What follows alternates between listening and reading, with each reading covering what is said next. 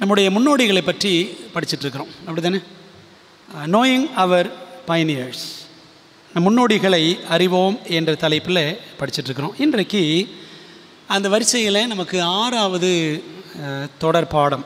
என்ன தலைப்பில் படிக்க போகிறோம் அப்படின்னா, ஆத்துமா அழியுமா அழியாதா?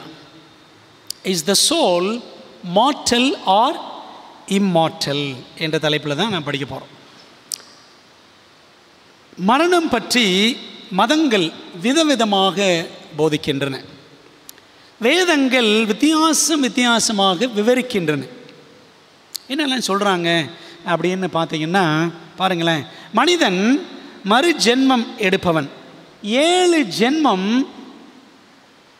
இருக்கிறது என்று சொல்லுகிறவர்களும் உண்டு. சரிங்களா? இன்னொரு விதமாக என்ன சொல்கிறாங்கன்னா, மனுஷனுக்கு அதெல்லாம் மறுஜென்மெல்லாம் அதெல்லாம் கிடையாது என்று சொல்லுகிறவர்களும் இருக்கிறார்கள். மனிதன் மரித்ததும் உடனே சிவலோகம், வைகுண்டம், சொர்க்கம், நரகம் இப்படியெல்லாம் செல்லுகிறான் என்று சொல்லுகிற மதங்களும் இருக்கின்றன. மனிதனுக்குள்ளே சாகாத ஒன்று உண்டு. இது பெரும்பாலும் யார் சொல்கிறாங்கன்னா, கிறிஸ்தவர்கள் சொல்கிறாங்க. மனிதனுக்குள்ளே பெரும்பாலும் அதாவது சாகாத ஒன்று இருக்கிறது, அதான் என்னது? ஆத்துமா என்று சொல்லுகிற மதங்களும் அஞ்ஞான மதங்களும் இருக்கின்றன. கிறிஸ்தவர்களும் பெரும்பான்மையாக இருக்கிறார்கள். இப்படிப்பட்ட பலவிதமான கருத்துக்கள் மரணத்தை குறித்து பல மதங்களிலும் பல வேதங்களிலும் இருக்கின்றன. கிறிஸ்தவத்திலும் மரணம் குறித்து நிறைய கருத்து பேதங்கள், வித்தியாசமான கருத்து பேதங்கள் இருக்கத்தான் செய்கின்றன. அந்த வகையில் எஸ்டிஎஸ் சபையில் மரணத்திலே மனித நிலை என்ன என்பது பற்றிய உபதேசம் எப்படி வந்துச்சு? சரிங்களா? மரணம் குறித்து விதவிதமான கருத்துக்கள் இருக்கின்றன. நம்முடைய திருச்சபை மரணத்தில் மனிதன் நிலையை பற்றி ஒரு உபதேசத்தை, விசேஷமான ஒரு பிரத்யேகமான உபதேசத்தை வைத்திருக்கிறது. இந்த உபதேசம் எப்படி வந்தது, எப்படி வளர்ந்தது என்பதை நம்ம என்ன செய்யணும்? கண்டிப்பாக படிக்கணும். நம்ம எத்தனை எஸ்ன்னு சொல்கிறோம்? எத்தனை எஸ்? 5 எஸ், அப்படி தானே? இந்த 5 எஸ்ஸில் என்னெல்லாம் பார்த்தோம்? முதல்ல என்ன சொன்னோம்? ரிவ்யூ பண்ணுங்களேன். முதல்ல என்ன? முதல்ல செகண்ட் கமிங். சரிங்களா? அந்த வரிசையாக. ரெண்டாவது என்ன? 2ஆம் வருகைக்கு அப்புறம் என்னது? சாங்சுவரி, ஆசரிப்பு கூடார சத்தியம் கிடைத்தது. சரிங்களா? அதுக்கப்புறம் என்னது? சாபத். சரிங்களா? அதுக்கப்புறம் ஸ்பிரிட் ஆஃப் ப்ராஃபசி, தீர்க்க தரிசன வரம் அப்படின்னு பார்த்தோம். 5வது அந்த வரிசையில் ஸ்டேட் ஆஃப் த டெட், மரணத்தில் மனிதனின் நிலை அப்படின்னு இன்று நாம் படிக்க இருக்கிறோம். அன்பானவர்களே, இந்த உபதேசம் பற்றி நமக்கு ஒரு தெளிவான அறிவு இருக்கும் என்றால், இதில் நமக்கு 3 ஆசீர்வாதம் இருக்குங்க. ஒன்று, காட்ஸ் கேரக்டர், தேவனுடைய குணம் என்னன்னு தெரிஞ்சுக்கலாம். தேவனுடைய குணம் எப்படிப்பட்டது? என்ன இன்றைக்கி போதிக்கிறாங்க? மரணத்துக்கு அப்புறம் துன்மார்க்கிற ஆண்டவர் நிச்சயவர் நித்தியமாக போட்டு நரகத்தில் வதைப்பார். அது ஆண்டோடைய குணமா? கிடையாது. ஆண்டு என்ன சொல்கிறாரு? துன்மார்க்கன் மரிப்பதை நான் ஒரு நாளும் விரும்ப மாட்டேன்னு ஆண்டு சொல்கிறார். சரிதான், எசேக்கியேல் 33:11. ஆனால் இந்த மரணத்தை பற்றி உபதேசத்தை சரியாக புரிஞ்சுக்கலன்னா நம்ம கடவுள் குணத்தையும் தப்பாகவே புரிஞ்சுக்கும். அப்போ முதல் ஆசீர்வாதம், தேவனுடைய குணத்தை தெரிந்து கொள்ளலாம், சரியாக புரிந்து கொள்ளலாம். 2வது, மனிதனின் இயல்பு, நேச்சர் ஆஃப் மேன், மனிதனுடைய தன்மை என்ன, அவனுடைய தன்மை அழியும் தன்மையா அழியா தன்மையா என்பதையும் நம்ம என்ன செய்யலாம்? புரிஞ்சுக்கலாம். இது 2வது ஆசீர்வாதம். 3வது என்ன ஆசீர்வாதம்னு பார்த்தீங்கன்னா, கடைசி கால பிசாசின் வஞ்சகங்களுக்கு நாம் எப்படி தப்பிக்கலாம் என்பதற்கும் இந்த உபதேசம் மிகவும் ஒரு முக்கியம், அஸ்திபாரம். அப்போ கடைசி கால வஞ்சகங்களிலிருந்து தப்பிக்கக்கூடிய ஆசீர்வாதம் எதில் இருக்குது?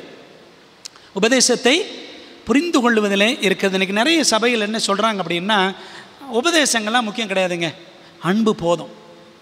மலேசியா போயிருந்தேன்ல, அங்கே 2 ஊழியக்காரர்கள், ஞாயிற்றுக்கிழமை சபை சேர்ந்த ஊழியக்காரர்கள், அன்பு போதுங்க, அன்பு போதும் அப்படின்னு இன்னைக்கு சொல்கிறாங்க. அன்பான தேவ பிள்ளைகளை, வேதம் அப்படி சொல்லுகிறதா? அன்பு மட்டும் போதும், உபதேசங்கள் தேவையில்லை அப்படின்னு இல்லை. அது அன்பான தேவ பிள்ளைகளை, தேவன் நம்ம மீது அன்பு வச்சிருக்கிறனால தான் இந்த உபதேசங்கள் எல்லாம் கொடுத்துருக்கிறார். நம்ம அதை விளங்கி கொள்ள வேண்டியது மிக அவசியம். ஆக இந்த நாளில் இந்த 5வது உபதேசம் 5 எஸ் சீரீஸில் 5th S, state of the dead, மரணத்தில் மனிதனின் நிலை என்பதை நம்ம கொஞ்சம் வரலாற்று ரீதியாக படிக்க போகிறோம். ஜெபம் பண்ணுமா? எங்கள் நல்ல தகப்பனே, இந்த வேலைக்காக நன்றி. கடைசி கால மீதமான திருச்சபையில் நாங்கள் இருக்கிறோம் என்பதற்காக ஆண்டவர் உமக்கு நன்றி சொல்கிறோம். கர்த்தாவே, எங்களுக்கு மிக விசேஷமான சத்தியங்களை, ஆழமான உபதேசங்களை எங்களுக்கு தந்திருக்கிறீர். அதற்கு நமக்கு ஸ்தோத்திரம் செலுத்துகிறோம். இந்த உபதேசங்கள் எல்லாம் எப்படி எங்களுக்கு கிடைத்தது என்ற வரலாற்றை நாங்கள் கற்றுக்கொள்ள வேண்டும் என்பதை ஆண்டவரே எங்களுக்கு உணர்த்தி, எங்களுக்கு ஒவ்வொரு ஆலய ஆராதனைகளிலும் கற்றுக் கொடுக்கிறீர். அதற்காக ஸ்தோத்திரம்ப்பா. கர்த்தாவே, இந்த உலகத்தில் பிசாசின் வஞ்சனைகள் நிறைய இருக்கிறது. அதில் மரணம் குறித்த உபதேசத்திலும் அவன் வஞ்சனை மிக பலமாக இருக்கிறது என்பதை நாங்கள் உணர்கிறோம். கர்த்தாவே, இந்த நாளில் இதை படிக்கும் பொழுது கர்த்தருடைய கரங்களை நடத்தட்டும். ஆண்டவரை புரிந்து கொள்கிற ஞானத்தை எங்களுக்கு தாரும். ஆவியானவர் எங்களுக்கு உதவி செய்யும். கர்த்தாவை, சொல்லும்படியார்கள் கேட்கிறோம். நீர் பெருகவும் நாங்கள் சிறுகவும் எங்களுக்கு எப்போதும் கிருபை செய்யுங்க. இயேசுவின் மூலம் ஜெபிக்கிறோம் நல்ல பிதாவே, ஆமென். அன்பானவர்களே, வேதாகமத்தில் எத்தனை விதமான மரணங்கள் இருக்கின்றன? எத்தனை மரணங்கள்? 4 விதமான மரணங்களை பற்றி பைபிள் பேசுகிறது. 4 kinds of death. முதலாவது என்ன அப்படின்னு பார்த்தீங்கன்னா, ஓகே, நம்ம ஒரு காரியத்தை புரிஞ்சுக்கணும். இன்னைக்கு உலகத்தில் எத்தனையோ வேதங்கள் இருந்தாலும் கர்த்தருடைய வேதமே, சொல்லுங்கள், கர்த்தருடைய வேதம் குறைவற்றதும் ஆத்மாவை உயிர்ப்பிக்கிறதுமாக இருக்கிறது என்று வாசிக்கிறோம். ஆகவே கர்த்தருடைய வேதம், மெய்யான வேதம் 4 வித மரணங்களை பற்றி சுட்டி காட்டுகிறது. முதலாவது மரணம் என்ன அப்படின்னா, முதலாம் மரணம் தான், சரிங்களா? Natural death. இதுக்கு என்ன சொல்லுவாங்கன்னா, இயற்கை மரணம். முதலாம் மரணத்துக்கு பேர் இயற்கை மரணம், நேச்சுரல் டெத். அதாவது மனிதர்கள் யாவருக்கும் இதிலே பங்கு உண்டு. ஆதாமின் மரணத்தால்,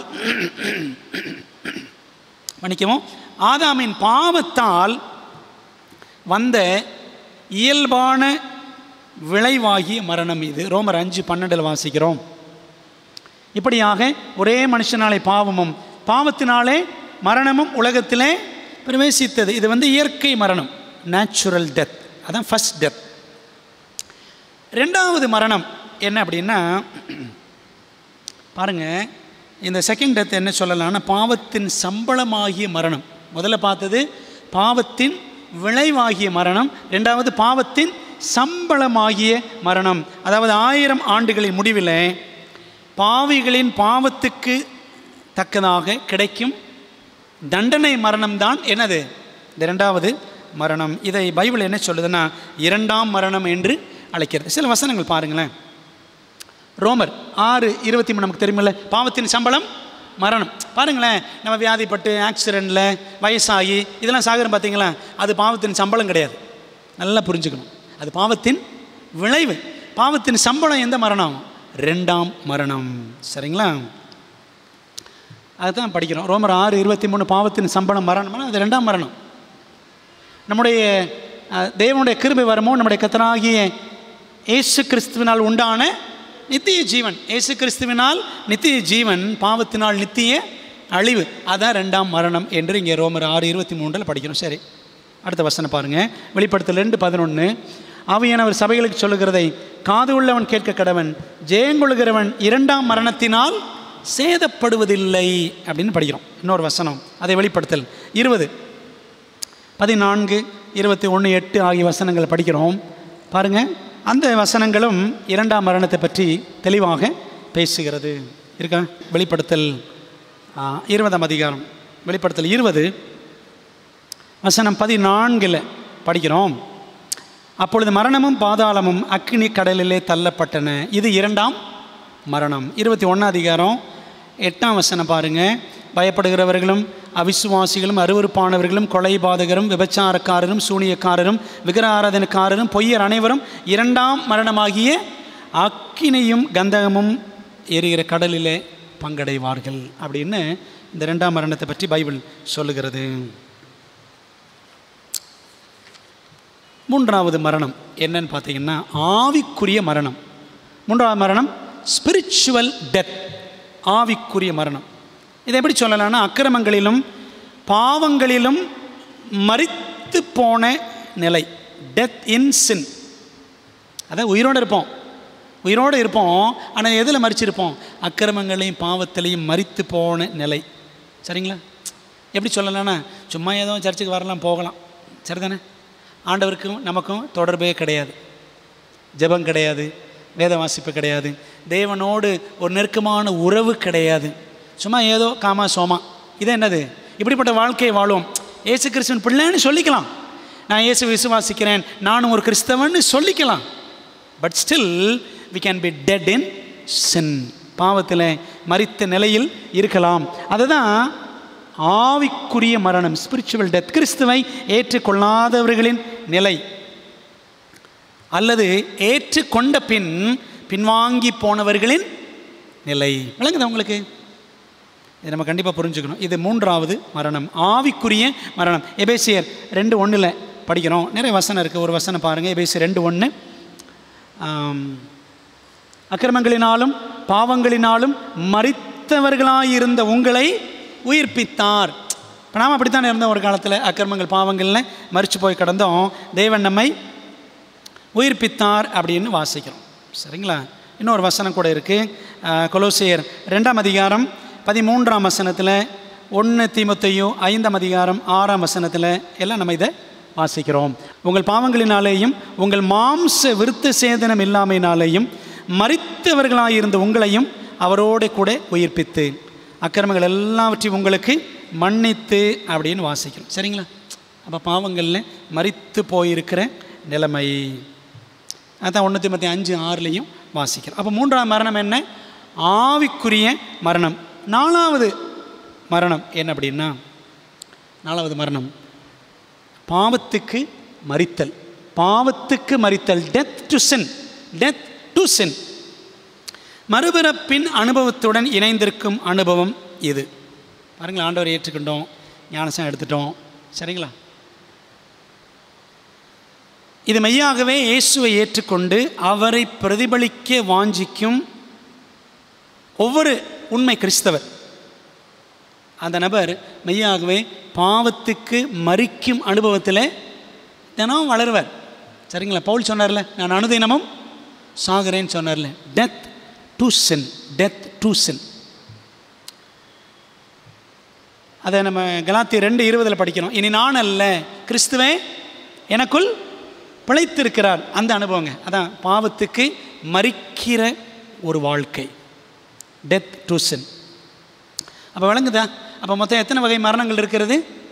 4 வகையான மரணம் என்று வேதாகமம் சுட்டி காட்டுகிறது. இன்றைக்கி என்ன படிக்க போகிறோம் அப்படின்னா, முதல் 2 வகை மரணங்களை பற்றி தான் இன்றைக்கி படிக்க போகிறோம். முதலாம் மரணம், இரண்டாம் மரணம். இந்த 2 தான். ஒன்று இயற்கை மரணம், 2வது நித்திய மரணம். இந்த 2 தான் நாம் இன்றைக்கு படிக்க இருக்கிறோம். சரி, மில்லர் இயக்கத்தினரின் நம்பிக்கை. நம்முடைய திருச்சபையின் ஆரம்ப காலகட்டத்தில் மில்லர் இயக்கம் ஒரு மாபெரும் இயக்கமாக இருந்துச்சு. நமக்கு தெரியும், வில்லியம் மில்லர் பிரசங்கம் பண்ணார். 50,000 1 லட்சம் பேர் 2ஆம் வருகையின் பற்றிய செய்தியை கேட்டு அவனோட வருகைக்காக காத்திருந்து ஏமாற்றம் அடைந்தார்கள், எல்லாம் நமக்கு தெரியும். இந்த மில்லர் இயக்கத்தில் பெரும்பான்மையானவர்கள்லாம் எங்கேருந்து வந்தவங்க? எல்லாமே ஞாயிற்றுக்கிழமை சபையிலேருந்து வந்தவங்க. அப்படி வந்தவர்களுக்கு என்ன நம்பிக்கை இருந்துச்சுன்னா, மரணத்தில் மனிதன் உணர்வுடையவன். மரிச்சதுக்கப்புறமும் மேன் ஹேஸ் கான்ஷியஸ்னஸ், மனுஷனுக்கு உணர்வு, செத்ததுக்கப்புறமும் உணர்வு இருக்கும். அதான் அந்த ஆத்மான்னு ஒன்று இருக்கும். சரிங்களா? துன்மார்க்கர் செத்த உடனே நரகத்துக்கு போயிடுவாங்க, நீதிமான்கள் செத்த உடனே பரலோகம் போயிடுவாங்க என்ற நம்பிக்கை ஏறக்குறைய மில்லர் இயக்கத்தில் இருந்த எல்லாருக்குமே இருந்துச்சு. மனிதன் அழியா தன்மை உடையவன், நித்திய நரகம் உண்டு என்ற நம்பிக்கை அவங்க கூடவே வந்துருச்சு. சரிங்களா? 2ஆம் வருகையை நம்பின அவர்கள் மில்லர் இயக்கத்தில் சேர்ந்தப்போ இந்த மரணம், அது என்னது? மரணத்துக்கு அப்புறம் உணர்வு இருக்கிறது, ஆத்மான்னு ஒன்று தனியாக இருக்குது, அந்த ஆத்மா அழியாது, நித்திய நரகம் இருக்கிறது என்பதெல்லாம் அந்த நம்பிக்கையோடு கூட தான் எங்கே வந்தாங்க? மில்லர் இயக்கத்தில் வந்தார்கள். சரி, இப்போ கேள்வி, எப்படி மாற்றம் வந்துச்சு? மாற்றம் எப்படி வந்தது? என்ன மாற்றம்? மனிதனுக்கு மரணத்துக்கு அப்புறம் உணர்வு கிடையாது. ஆத்மாவுக்கு ஒரு தனி கான்ஷியஸ்னஸ், ஆத்மான்னு தனியாக ஒன்று அலையும், ஆவின்னு ஒன்று தனியாக அலையும் அப்படின்னு இன்றைக்கி நம்புகிறாங்க நிறைய சபைகளில். ஆனால் அப்படி இல்லை என்ற ஒரு நிலைப்பாட்டுக்கு நம்முடைய திருச்சபை வந்துச்சு. எப்படி வந்துச்சு? நித்திய நரகம், நித்திய நரகம் அப்படின்லாம் ஒன்றும் இல்லை என்ற ஒரு மாற்றம் நமக்கு எப்படி வந்துச்சு? அதுதான் நம்ம என்ன செய்யணும்? சரித்திரத்தை படிக்கணும். சரிங்களா? மரணம் பற்றிய SDA கண்ணோட்டத்தின் தோற்றமும் வளர்ச்சியும், origin and development of SDA view on death, எப்படி இந்த மாற்றம் வந்துச்சு அப்படின்னு படித்தோன்னா, பாருங்களேன், ஜார்ஜ் ஸ்டார்ஸ் என்ற ஒரு நபர், ஜார்ஜ் ஸ்டார்ஸ் என்ற ஒரு மனிதன் 1796 1879 வரைக்கும் வாழ்ந்தவர். மெத்தடிஸ்ட் சபையை சேர்ந்த ஒரு ஊழியக்காரர். 1842 மில்லர் இயக்கத்தில் சேர்ந்து ஒரு பிரசங்கியாராக ஊழியம் செய்தார். மரணத்திலே மனிதர்கள் யாவரும் உணர்வற்ற நிலையில் இருப்பார்கள் என்பதை முதல்ல நம்பி அதை பரப்ப ஆரம்பித்த மில்லர் இயக்கத்தை சேர்ந்தவர்களில் முதன்மையானவர் யார்? இவர் தான், ஜார்ஜ் ஸ்டார்ஸ். மெத்தடிஸ்ட் சபை தான். ஆனால் என்ன நம்பிக்கை அவருக்கு வந்துருச்சு? மரணத்தில் மனிதனுக்கு உணர்வு கிடையாது. அப்போ இவர்கிட்ட இருந்து அடுத்து எங்கே போகுதுன்னா அந்த நம்பிக்கை யூனிஸ் ஹார்மன் என்ற பெண்மணிக்கு போகிறது. யார் அந்த பெண்மணி அப்படின்னு பார்த்தீங்கன்னா எலன் ஒயிட்டோடைய தாயார். சரிங்களா? அம்மா கிட்ட இருந்து அடுத்து மகள்கிட்ட போகுது. என்ன நம்பிக்கை? மரணத்தில் மனிதன் உணர்வற்றவன். இந்த கொள்கை அப்படியே ஒவ்வொருத்தையாக போகுது. சரிங்களா? அப்போ தன்னுடைய அம்மா கிட்ட இருந்து எலன் என்ன செய்கிறாங்க? தன்னுடைய 15 வயதில் அம்மாட்ட இருந்து அந்த கொள்கையை பெற்றுக்கொள்கிறார். ஆரம்பத்தில் எலனும் அதை எதிர்த்தாங்களாம். தன்னுடைய டீனேஜில் எதிர்த்தாங்களாம். அதாவது மனிதன் அவன் மரணத்துக்கு அப்புறம் உணர்வு இருக்குது, உணர்வு இல்லைன்னு நீங்கள் எப்படி சொல்லலாம் அப்படின்னு எதிர்த்தாங்களாம். ஆனாலும் பின் நாட்களில் வேதாந்தத்தை கவனமாக ஆராய்ச்சி செய்து உண்மையை எலன் ஒயிட் கற்றுக்கொண்டார் என்பதை பற்றி அவங்களே எழுதியிருக்கிறாங்க ஒரு சம்பவமாக. இந்த சம்பவத்தை உங்களுக்கு நான் ஒரு கதையாக சொல்ல விரும்புகிறேன். ஒரு நாள் எலன் ஒயிட்டுடைய அம்மாவுக்கும் ஒரு சகோதரிக்கும் இடையில் ஒரு நடந்த உரையாடல். அந்த உரையாடலை எலன் கேட்டுக்கிட்டே இருக்கிறாங்க. அப்போ எலனுக்கு சின்ன வயசு, கல்யாணம்லாம் ஆகலை. என்ன பேசிகிட்டு இருக்கிறாங்கன்னா, ஆத்மாவுக்கு இயல்பாகவே அழியாமை கிடையாது, ஆத்மா அழிவற்றது என்பதை குறித்து அவங்க என்ன செய்கிறாங்க? சமீபத்தில் அவர் ஒரு ஊழியக்காரர் பண்ண பிரசங்கத்தை எலனுடைய அம்மாவும் இன்னொரு சகோதரியும் அப்படி பேசிக்கிட்டு இருக்கிறாங்க. பேசுகிறத எலன் கேட்டுக்கிட்டு இருக்கிறாங்க. அந்த ஊழியக்காரர் என்னென்ன வசனங்கள்லாம் சொன்னாரோ இந்த வசனத்தெல்லாம் அவங்க என்ன செய்கிறாங்க? ரிப்பீட் பண்ணுறாங்க. சரிங்களா? அதில் அந்த வசனங்களில் சில வசனங்கள் என்னை மிகவும் அதிகம் பாதித்த வசனங்கள் அப்படின்னு சொல்லிட்டு சில வசனங்களை குறித்து எலன் ஒயிட் எழுதுகிறாங்க. என்னென்ன வசனங்கள்னா, எசேக்கியேல் 18 4ஆம் வசனம் 20ஆம் வசனம். இந்த 2 வசனத்தில் ஒரே கருத்து இருக்குது. என்ன சொல்லுது? பாவம் செய்கிற ஆத்மா சாகும். ஆத்மாவுக்கு அழியாமை இல்லைன்னு கிடையாது, அதுக்கு அழிவு உண்டு. பாவம் செய்கிற ஆத்மா சாகும். இந்த வசனத்தை அவங்க பேசிக்கிறாங்க. பிரசங்கி 9ஆம் அதிகாரம் 5ஆம் வசனத்தில் உயிரோடு இருக்கிறவர்கள் தாங்கள் மரிப்பதை அறிவார்களே, மரித்தவர்கள் ஒன்றும் அறியார்கள். இந்த வசனத்தில் இந்த 2 பெண்களும் பேசிக்கிறாங்க. 1 தீமோத்தேயு 6ஆம் அதிகாரம் 15-16 அந்த பிரசன்னமாகுதலை தேவன் தம்முடைய காலங்களில் வெளிப்படுத்துவார். ஆண்டோட வருகை, பிரசன்னமாகுதல் அவருடைய வருகை. ஏற்ற காலங்களில் அவர் வருவார். அவரே நித்திய ஆனந்தமுள்ள ஏக சக்கராதிபதியும் ராஜாதி ராஜாவும் கர்த்தாதி கர்த்தாவும் ஒருவராய் சாவாமை உள்ளவரும் சேரக்கூடாத ஒளியில் வாசம் பண்ணுகிறவரும். இந்த வசனத்தெல்லாம் பேசுகிறாங்க. அந்த வசனம் என்ன சொல்லுது? ஒருவராய் சாவாமை உள்ளவர் யார் தான்? ஆண்டவர் மட்டும்தான், பிதாவாகிய தேவன். கிறிஸ்துவ என்ன செஞ்சார்? தன்னை மரணத்திற்கு உட்படுத்தி கொண்டார் பாவத்தின் நிமித்தம். அடுத்த வசனம் ரோமர் 2ஆம் அதிகாரம் 7ஆம் வசனம் பாருங்களேன். அந்த வசனம் சொல்லுது, சோர்ந்து போகாமல் நற்கிரிகளை செய்து மகிமையையும் கனத்தையும் அழியாமையையும் தேடுகிறவர்களுக்கு நித்திய ஜீவனை அழிப்பார் அப்படின்னு படிக்கிறோம். அப்போது அழியாமை எப்போ தான் கிடைக்கும்? ஆண்டவர் தம்முடைய வருகையில், 2ஆம் வருகையில் தான் அழியாமையை கொடுப்பார். இப்போ இந்த வசனங்கள்லாம் இந்த 2 பெண்மணிகளும் பேசிக்கிட்டே இருக்கிறாங்க. அப்போ என்ன பேசிக்கிட்டாங்கன்னா, ஏற்கனவே தங்களிடம் இருக்கிற ஒன்றை அவர்கள் ஏன் தேட வேண்டும்? அதாவது அழியாமைன்றது நம்மகிட்ட ஏற்கனவே இருக்கே. ஆண்டவர் நம்மை அந்த ஆத்மாவை அழியா தன்மையோடு தானே படைச்சிருக்கிறாரு. இனிமேல் நம்ம எதுக்கு அழியாமை தேடணும் அப்படிலாம் அவங்க பேசுகிறாங்க அந்த பிரசங்கத்தை கேட்டு. சரிங்களா? ஆண்டவர் வரும்பொழுது அழியாமை கொடுப்பார், அப்படி தான் பைபிள் சொல்லுது. இந்த புதிய கருத்துக்களை இந்த பெண்கள் பேச பேச ரொம்ப கவலை நிறைந்த ஆர்வத்தோடு எலன் கவனிச்சுக்கிட்டே இருக்கிறாங்க. ஆத்மாவுக்கு அழியா தன்மை, ஆத்மா அழியா தன்மை அற்றது, அது அழியக்கூடியது என்பதை, ஆத்மா அழியும் அப்படின்றத நீங்கள் உண்மையிலே நம்புறீங்களா அம்மா அப்படின்னு தனியாக அம்மா கிட்ட எலன் கேட்குறான். அந்த தலைப்பிலும் மற்றும் சில தலைப்புகளின் கீழே இருக்கக்கூடிய உபதேசங்களில் நாம் இதுவரைக்கும் தப்பாக நம்பி இருக்கிறோமோ? அம்மா சொன்னாங்களாம், நம்முடைய கொள்கையெல்லாம் இது வரைக்கும் தப்பாக இருந்திருக்கு, மரணத்தை பற்றி நம்ம தப்பாக புரிஞ்சிருக்கிறோம். சரிங்களா? மரணத்தில் மனிதனுக்கு உணர்வு இருக்குது, நம்பி இருக்கிறோம், ஆனால் உணர்வு இல்லை. ஆத்மா அழியாது நம்ம நம்பி இருக்கிறோம், ஆனால் ஆத்மா அழியும், நம்ம இது வரைக்கும் தப்பாகவே நம்பி இருக்கிறோமே என்று நான் பயப்படுகிறேன் அப்படின்னு அம்மா சொல்கிறாங்க. ஆனால் எலன் சொன்னாங்க, ஆனால் அம்மா, உயிர்த்தெழுதல் வரைக்கும் ஆத்மா கல்லறையில் உறங்குகிறது என்பதை உண்மையில் நம்புறீங்களா? ஆண்டோட உயிர்த்தெழுதல் வரைக்கும் அந்த ஆத்மா கல்லறையில் தான் கிடக்கும், இதை நீங்கள் நம்புறீங்களா? கிறிஸ்தவன் மரிக்கும் போது அவன் உடனடியாக பரலோகத்துக்கு போவதும் இல்லை, பாவி நரகத்துக்கு போவதும் இல்லை என்று நீங்கள் நினைக்கிறீர்களா அப்படின்னு அவங்க அம்மாட்ட கேட்குறாங்க. அதுக்கு அம்மா சொன்னாங்களாம், யூனிஸ் ஹார்மன், என்றும் எரியும் நரகம், நித்திய நரகம் என்று ஒன்று இருப்பதாக வேதாகமம் எங்குமே நமக்கு காட்டவில்லை. அப்படி ஒரு இடம் ஒரு நித்திய நரகம் என்ற ஒரு இடம் இருக்கும் என்றால் வேதாகமத்தில் அது குறித்து சொல்லப்பட்டிருக்க வேண்டுமே. அந்த நித்திய நரகம் எந்த இடத்துல இருக்குது? ஆண்டவர் சொல்லியிருப்பார்ல, சொல்லலையே அப்படின்னு மகள்கிட்ட அவங்க சொல்கிறாங்க. பாருங்களேன், மேற்கொண்டு எலன் கேட்டாங்களாம், ஏன் அம்மா உங்களுக்கு இந்த வினோதமான பேச்சு? ஏன் வினோதமான பேச்சு? இந்த அபூர்வமான கொள்கையை நீங்கள் நம்பினால் இதை ஒருவருக்கும் சொல்லாதீர்கள். அதாவது மரணத்துக்கு அப்புறம் மனிதனுக்கு உணர்வு கிடையாது, அந்த ஆத்மா அழியக்கூடியது, நித்திய நரகம் என்று ஒன்று கிடையாது.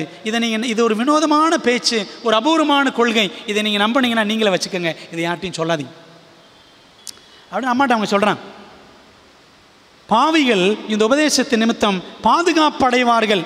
நித்திய நரகம் ஒன்று இல்லைன்னா பாவிகளுக்கு அது பாதுகாப்பாயிரும். கர்த்தரை தேடாமலே போவார்கள் என்று நான் அஞ்சுகிறேன் அப்படின்னு இந்த பிள்ளை 15 வயசில் அவள் சொல்கிறான். பாருங்களேன், அதுக்கு அம்மா பதில் சொன்னாங்களாம், இது ஆரோக்கியமான வேத உபதேசமாக இருக்கும் என்றால் பாவிகளின் ரட்சிப்பை தடுப்பதற்கு பதிலாக அவர்களை கிறிஸ்துவுக்காக வெல்லக்கூடிய கருவியாக இது இருக்கும். எப்படி? கலகக்காரன், அதாவது சாத்தான், தேவனிடம் திரும்ப அவரது அன்பு அவனை, மன்னிக்குவோம், கலகக்காரனா ஒரு பாவி, கலகக்காரனாகி ஒரு பாவி தேவனிடம் திரும்ப அவரது அன்பு அவனை தூண்டாவிட்டால், ஒரு பாவியை தேவனுடைய அன்பு தூண்டலைன்னு வச்சுக்கோங்களேன், நித்திய நரகத்தின் பயங்கரங்கள் அவனை, அந்த பாவியை மனம் திரும்புதலுக்கு நேராக நடத்தி விடாது. இன்றைக்கி என்ன நினைக்கிறாங்கன்னா, நரகத்தை பற்றி சொல்லி பயமுறுத்தி ஒரு பாவியை ரட்சிப்புகள் கொண்டு வரணும் அப்படின்னு அநேகர் நினைக்கிறாங்க, மற்ற சபைகள்.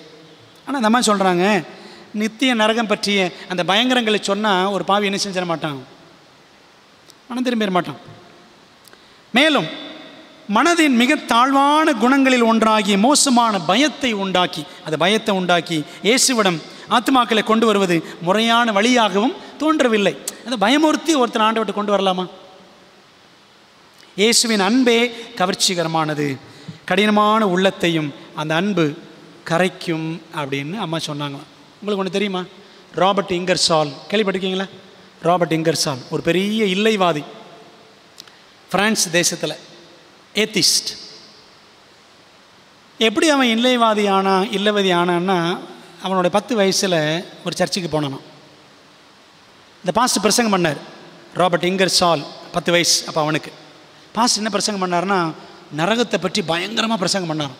நரகம் அப்படி இருக்கும் அப்படி இருக்கும் அப்படின்னு பிரசங்கம் பண்ண உடனே எல்லோரும் பயந்து போய் சபையில் இருக்கவங்களாம் அக்கம் பக்கத்தில் சர்ச்சுக்குள்ளே இருந்த தூண்களெல்லாம் கட்டி பிடிச்சிட்டாங்களாம் பயத்தில். அந்த ராபர்ட் இங்கர்சால் வீட்டுக்கு வந்து அப்பாட்ட சொன்னானா, அப்பா நீங்கள் சொல்கிற ஆண்டவர் இயேசு கிறிஸ்து இவ்வளோ கொடூரமானவர், பாவிகளை நரகத்தில் போட்டு பயங்கரமாக சித்திரவதை படுத்துவார், இப்படிப்பட்ட ஒரு தெய்வம் அப்படின்னா அந்த தெய்வம் எனக்கு வேண்டான்னு சொல்லிட்டு 10 வயசுலேருந்து என்னவா மாறிட்டான், இல்லைவாதியாக மாறினான். புரியுதா உங்களுக்கு? இது சரித்திரம். அதுதான் அந்த அம்மாவும் சொல்கிறாங்க, எலனுடைய அம்மாவும், நம்ம நரகத்தை சொல்லி பயமுறுத்தி ஒரு பாவியை ஆண்டவர்கிட்ட வழி நடத்த முடியாதுமா, ஆண்டோடைய அன்பே போதும், அந்த அன்பு கல்லான மனசை என்ன செஞ்சிடும், கரைச்சிரும் அப்படின்னு இந்த அம்மா சொன்னாங்களாம். இந்த உரையாடலுக்கு பிறகு எலன் மேலும் சில மாதங்கள் இந்த உபதேசத்தை குறித்து அதுக்கப்புறம் அவன் கேள்விப்படவே இல்லை. ஆனால் இந்த காலகட்டத்தில் என் மனம் அந்த தலைப்பை குறித்து அதிகமாக சிந்தனை செய்தது. அது பற்றிய பிரசங்கத்தை நான் கேட்டபோது, அதுக்கப்புறம் இந்த உரையாடலுக்கு பிறகு இதை பற்றி செய்தியை கேட்ட உடனே இதுதான் சத்தியம் நினைச்சிருந்தாங்களாம். எலன் நான் விசுவாசித்தேன் அப்படின்னு சபைகளுக்கு ஆலோசனை புத்தகத்தில் வால்யூம் 1 பக்கம் 39-40 இந்த சம்பவத்தை எழுதியிருக்கிறாங்க. விளங்குது அவங்களுக்கு? பிற்காலத்தில் ஜார்ஜ் ஸ்டார்ஸ் என்பவருடைய அந்த ஆத்மா உறங்குகிறது, சோல் ஸ்லீப்ஸ், சரிங்களா, ஆத்மா உறங்குகிறது என்னும் நிபந்தனைக்குட்பட்ட அழியாமை, கண்டிஷனல் இம்மோர்டாலிட்டி பற்றிய உபதேசத்தை எலன் ஒயிட் பலமாக பின்பற்றி பேசுகிறவராக மாறினார். சரிங்களா? நமக்கு இருக்கிற அழியாமை எப்படிப்பட்ட அழியாமை? நிபந்தனைக்குட்பட்ட அழியாமை. என்னென்னா, நான் ஆண்டவர் இயேசு கிறிஸ்து பின்பற்றி அவருக்கு பிரியமாக இந்த உலகத்தில் அவருடைய கட்டளைகளுக்கு கடைபிடித்து ஆண்டோட பலத்தினால் அவருக்கு சாட்சியாக வாழ்ந்தேன், இந்த நிபந்தனைக்கு உட்பட்ட ஒரு வாழ்க்கை வாழ்ந்தேன்னு சொன்னால், அவர் வரும்பொழுது ஆண்டவர் எனக்கு என்ன கொடுப்பார்? அழியாமை கொடுப்பான். புரியுதா உங்களுக்கு? இந்த உபதேசத்தை எலன் ஒயிட் பிற்பாடு உறுதியாக ஏற்றுக்கொண்டு பேச ஆரம்பித்தார். நம்முடைய திருச்சபையின் 1/2 டஜன் தூண்கள் போன்ற உபதேசங்களில் அந்த 5 எஸ்ன்னு சொல்கிறேன் பார்த்தீங்களா, கிட்டத்தட்ட ஒரு 6, 1/2 டஜனா 6ன்னு சொல்கிறோம், 5 காரியங்கள், இதெல்லாம் தூணான உபதேசங்கள். அப்புறம் தான் அது 7ன்னு மாறிச்சு. சரிங்களா? 5 எஸ். அதுக்கப்புறம் என்னது? சால்வேஷன் பை ஃபெய்த், விசுவாசத்தினால் நீதிமான் பிழைப்பான், அந்த எஸ் ஒன்று. இன்னொன்று ஸ்டிவர்ட்ஷிப், உக்கரானத்துவம். இதான் 7 எஸ் அப்படின்னு சொல்லுவாங்க. சரிங்களா? ஆனால் ஆரம்ப காலத்தில் 5 எஸ். ஆகவே இதில் ரொம்ப முக்கியமானது எது? ஸ்டேட் ஆஃப் த டெட், மரணத்தில் மனிதனின் நிலை என்ற உபதேசம் நம்ம திருச்சபையில் ஒரு தூணாக அது அங்கீகரிக்கப்பட்டது அப்படின்னு பார்க்கணும். இந்த ஜார்ஜ் ஸ்டார்ஸ் இவருக்கு எப்படி அந்த சத்தியம் வந்துச்சு? இவர் மெத்தடிஸ்ட் சபையை சேர்ந்தவர். இந்த ஜார்ஜ் ஸ்டார்ஸ் என்பவரிடம் மரணத்தின் நிலை தூது வந்த விதம் எப்படி? How George Stars got the truth of the state of the dead எப்படி வந்துச்சு? இவர் என்ன செய்கிறாரு, இன்னொரு நபர்கிட்ட இருந்து படிக்கிறார். அவர் யாருன்னா ஹென்றி குரூ என்ற ஒரு மனிதன். இவர் வந்து நல்ல பைபிளை தீவிரமாக ஆராய்ச்சி பண்ணுவார், வேத ஆராய்ச்சி செய்யக்கூடிய ஒரு பைபிள் ஸ்டூடெண்ட். இவர் ஒரு கைப்பிரதி ஒன்று எழுதியிருக்கிறார். என்ன கைப்பிரதினா, த இன்டர்மீடியட் ஸ்டேட், இடைப்பட்ட நிலை. சரிங்களா? மனிதன் உயிர் வாழ்வதற்கும் உயிர் தெழுவதற்கும் இடைப்பட்ட நிலை. அந்த நிலை தான் என்னது? மரணம். மரணம் என்றால் நித்திரை நிலை. அதை பற்றி இவர் ஒரு கைப்பிரதி எழுதினாராம். 1935 அதை வெளியிடுகிறார். அதில் என்ன ஒரு ஸ்டேட்மெண்ட் இருக்குது பாருங்களேன். முழு மனிதனும், அந்த கைப்பிரதியில் முழு மனிதனும் மரணத்தின் ஆதிக்கத்தின் கீழ் வருகிறான். ஆவி, ஆத்மா, சரீரம் எல்லாமே. பைபிள் என்ன சொல்லுது? மண், சரீரம், மண்ணானது எங்கே போயிடுது? மண்ணுக்கு போயிடுது. ஆவி தன்னை தந்த, ஆவின்னு என்னது? ஆவினா பரிசுத்தாவி நினச்சக்கூடாது. சரிங்களா? ஆவினா ஆண்டவர் கொடுத்த சுவாசம். மூச்சு காற்று. ஆவி தன்னை தன் தேவனிடத்திற்கு போகிறது. அப்புறம் ஆத்மான என்ன? ஆத்மான என்ன? ரெண்டு சேர்ந்தது தான் ஆத்மா. சரிதானே? பைபிளில் ஆதியாகமம் 2:7 பாருங்களேன், படிச்சிங்கன்னா. ஓகே, என்ன படிக்கிறோம்? இந்த சரீரத்துக்கு ஆண்டவர் அவன் அந்த மண்ணான சரீரத்தில் ஆண்டவர் ஜீவ சுவாசத்தை ஊதினார், மனுஷன் ஜீவாத்மா ஆனான். அந்த மண்ணும் அந்த ஆவியும் அந்த உயிரும் சேர்ந்ததான் என்னது? சேர்ந்த ஆத்மா, ஜீவாத்மா. அப்போ மனுஷன் செத்துட்டா என்ன ஆயிடுது? அது ஆத்மா கிடையாது, அவ்வளோதான். ஆனால் இன்றைக்கி சபைகளில் போதிக்கப்படுகிற உபதேசம் என்ன? மனுஷன் செத்துட்டான்னா இந்த ஆத்மா மட்டும் தனியாக போயிடுது, பரதீசுக்கு போயிடுமா. இது பெந்தைக்கோஸ்து சபைகளில் சொல்லக்கூடிய உபதேசம். ஞாயிற்றுக்கிழமை சபைகள் பெரும்பாலும். கத்தோலிக்க சபையில் சொல்கிற உபதேசம் என்ன? நல்ல ஆத்மானா பரலோகத்துக்கு போயிடும், அது பாவம் செஞ்ச ஆத்மானா எங்கே போயிடும்? உத்தரிக்கும் ஸ்தலத்துக்கு போயிடும்.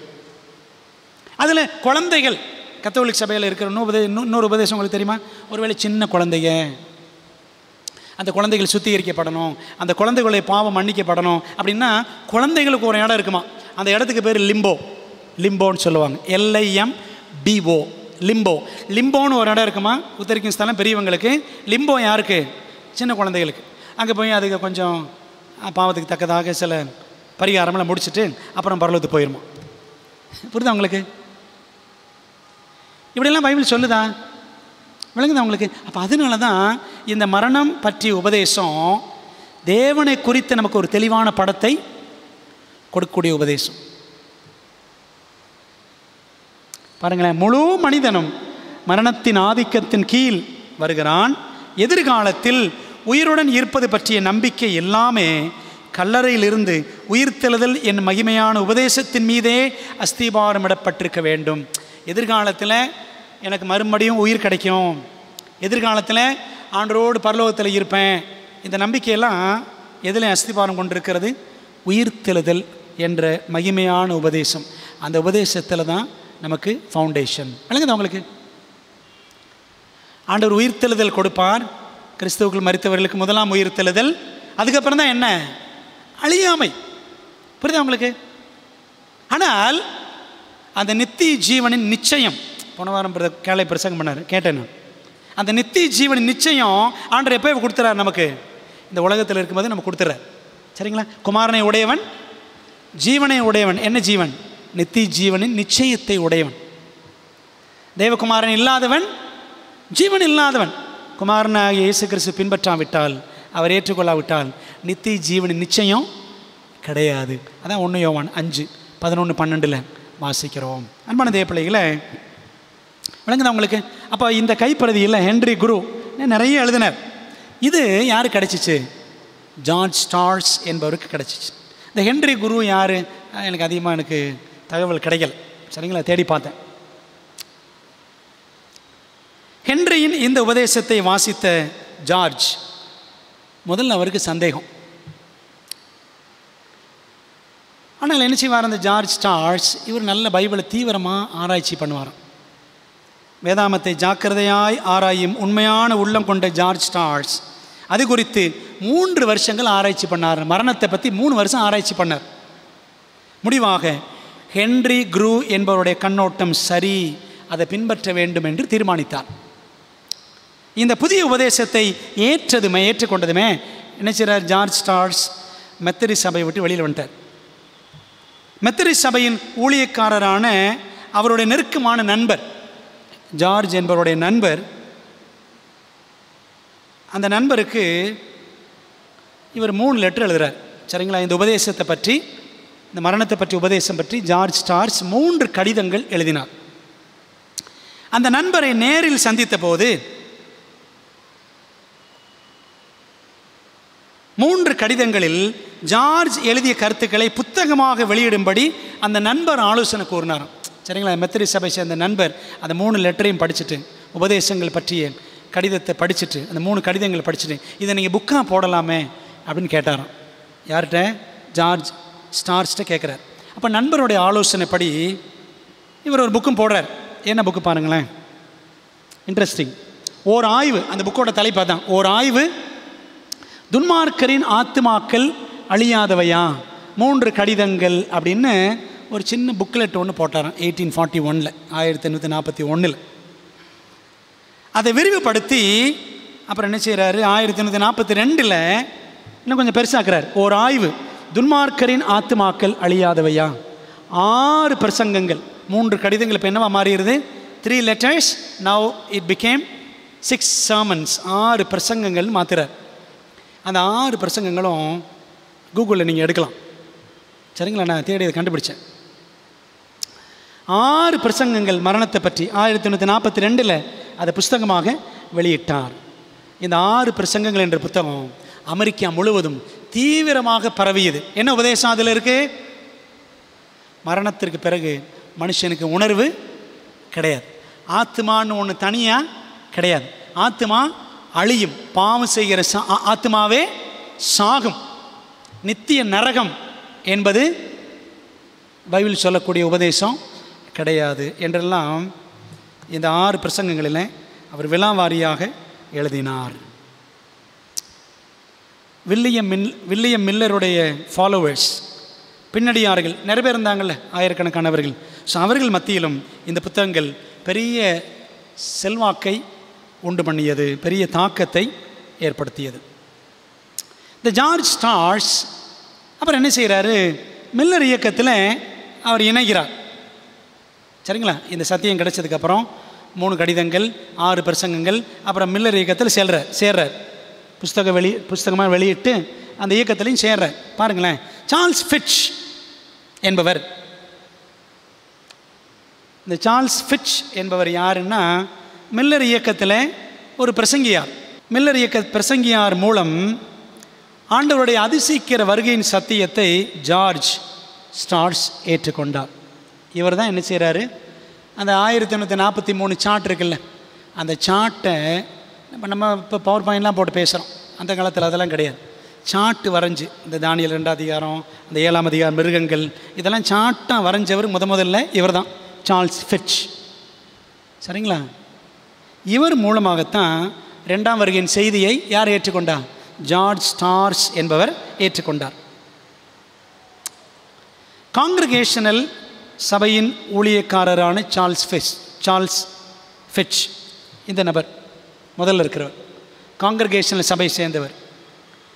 இவர் வில்லியம் மில்லருடைய ஒரு புத்தகத்தை படிச்சுட்டு, எவிடன்ஸ் ஃப்ரம் ஸ்கிரிப்சர், வேதாகமத்திலிருந்து ஆதாரம்னு ஒரு புத்தகம் எழுதியிருக்கிறார் வில்லியம் மில்லர். அதை 6 தடவை படித்தாராம். யார்? Charles Fitch. 6 தடவை படிச்சுட்டு வருகையின் சத்தியத்தை ஏற்றுக்கொண்டார். சார்ல்ஸ் ஃபின்னின்னு ஒருத்தர் அந்த காலத்தில் அமெரிக்காவில் இருந்தார். சார்ல்ஸ் ஃபின்னி ஒரு சண்டே சர்ச் ஊழியக்காரர், பயங்கரமான பிரசங்கியா, சரிங்களா? அந்த சார்ல்ஸ் ஃபின்னி கிட்ட ஒரு அசிஸ்டண்ட்டாக இருந்தவர் தான் சார்ல்ஸ் ஃபிட்ச், நெருக்கமாக சேர்ந்து ஊழியம் செய்தவர்.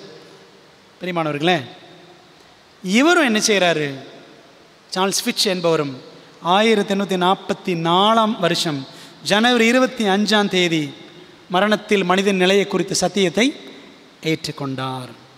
விளங்குதா? ஜார்ஜ் ஸ்டார்ஸ் சார்ல்ஸ் ஃபிட்ச் மூலமாக 2ஆம் வருகை சத்தியத்தை ஏற்றுக்கிறாரு. ஜார்ஜ் ஸ்டார்ஸ் மூலமாக மரணத்தில் மனிதன் நிலை பற்றிய சத்தியத்தை சார்ல்ஸ் ஃபிட்ச் இப்படி மாற்றி ஏற்றுக்கிட்டான், சரிங்களா? அதுக்கப்புறம் இந்த சத்தியத்தை ஏற்றுக்கொண்டதுக்கப்புறம் என்ன சொன்னார் பாருங்கள். சார்ல்ஸ் ஃபிட்ச் சொல்கிறாரு, மரித்தோரின் நிலை மற்றும் துன்மார்க்கரின் கடைசி அழிவு பற்றிய அந்த சத்தியத்தின் மீதான கர்த்தருடைய யுத்தங்களை நீங்கள் தனியே போராடி கொண்டிருப்பதால் நான் உங்களுக்கு எழுதுவதாவது, ஆழ்ந்த சிந்தனை, ஜெபம் மற்றும் தேவனுக்காக முழுமையான கடமை உணர்வுடன் உங்கள் பக்கத்தில் நானும் நிற்க முடிவாக ஆயத்தப்பட்டு விட்டேன் என்று ஜார்ஜ் ஸ்டார்ஸுக்கு சார்ல்ஸ் ஃபிட்ச் கடிதம் எழுதினார். இந்த ஜார்ஜ் ஸ்டார்ஸ் என்ன பண்ணாராம், இவர் தனியாகவே இந்த மரணம் பற்றிய செய்தியை எல்லாருக்கும் சொல்லிகிட்டு இருக்கிறார்.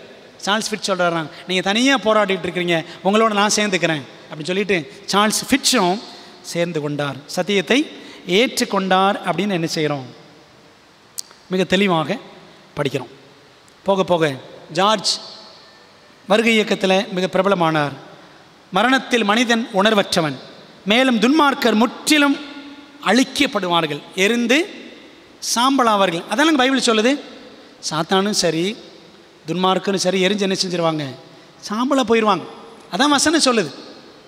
ஆனால் சாத்தான் எரிஞ்சுக்கிட்டே இருப்பான், பாவிகள் எரிஞ்சுக்கிட்டே இருப்பாங்க அப்படின்னு பைபிள் சொல்லலை. மேலும் துன்மார்க்கர் முற்றிலும் அழிக்கப்படுவார்கள் என்ற உபதேசத்தை மில்லர் இயக்கத்தில் அநேகர் ஏற்றுக்கொள்ள ஜார்ஜ் காரணமாய் இருந்தார். பாருங்களேன், ஆண்டோடைய அதிசீக்கிர வருகை இந்த உலகத்தில் நடக்க போகிறது. சீக்கிரம் வரப்போகிற ஆண்டவர் அக்டோபர் 22, 1844.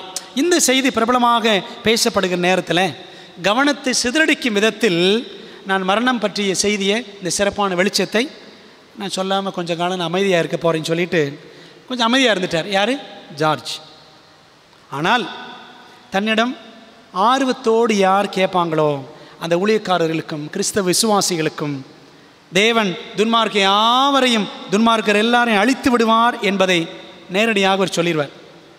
இனிமேலும் அமைதி காக்கக்கூடாது என்று உணர்ந்து அவர் தனது 6 பிரசங்கங்கள் என்ற புத்தகத்தை 5000 பிரதிகள் அச்சிட்டார். அமெரிக்கா முழுவதிலும் இந்த சத்தியம் பரவியது. ஒரு பக்கம் வரவேற்பு என்றாலும் இன்னொரு பக்கம் பார்த்தீங்கன்னா எதிர்ப்பு இருந்துச்சு. மில்லர் இயக்க தலைவர்களில் வில்லியம் மில்லரை எதிர்த்தாராம். புரியுதா உங்களுக்கு? வில்லியம் மில்லருக்கு 2ஆம் வருகை பற்றிய சத்திய வெளிப்பாடு கிடச்சிருச்சு.